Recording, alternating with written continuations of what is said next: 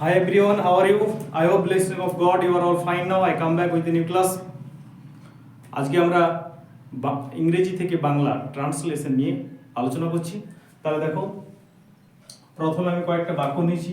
Come to me, তাহলে ইংরেজিটাকে বাংলা করব, তাহলে কি হবে?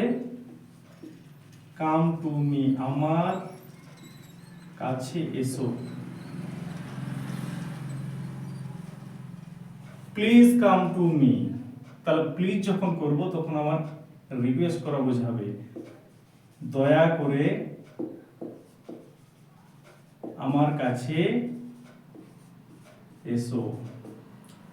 হেল্প মি, আমাকে সাহায্য করো, আমাকে সাহায্য করো। যদি এর আগে আমরা প্লিজ দিয়ে দিই, যখন আমরা বেশিরভাগ হেল্প মির আগে আমরা প্লিজ ব্যবহার করি, প্লিজ হেল্প মি, তাহলে এখানে দয়া করে আমাকে সাহায্য করো।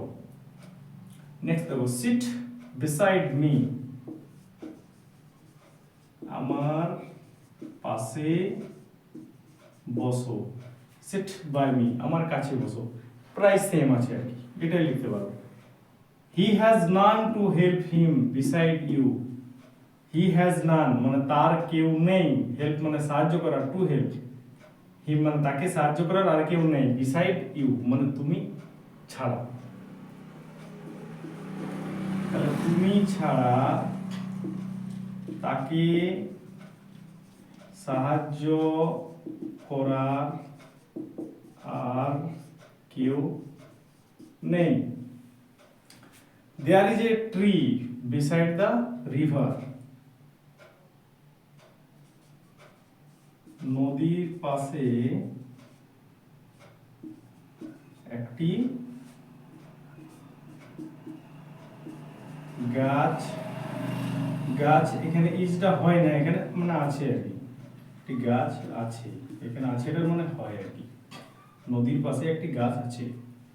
He knows English besides Bengali, তাহলে সে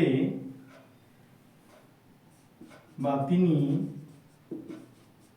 বাংলা ছাড়াও ইংরেজি জানেন, বা বাংলার পাশাপাশি ইংরেজিও জানেন, এটাও লেখা যেতে পারে। I hope you are fine now. I hope আমি আশা করি, আমি আশা করি। ইউ আর তুমিও হতে পারে, তোমরা হতে পারে, এখানে তুমি বা তোমরা, তুমি বা তোমরা এখন ভালো আছো, এখন ভালো আছো। I hope you are fine now, আমি আশা করি তুমি বা তোমরা এখন ভালো আছো। যদি ইউটিউব থেকে দেখছো তো প্লিজ চ্যানেলটা প্রথমবার দেখলে সাবস্ক্রাইব করে দিও, এবং ইউটিউব বা ফেসবুক থেকে দেখলে প্লিজ আমাকে ফলো করো। তো শেষ পর্যন্ত ভিডিও দেখার জন্য থ্যাংক ইউ সো মাচ। আবার একটা নতুন ক্লাসে দেখা হবে, ততক্ষণ সবাই ভালো থাকো, সুস্থ থাকো।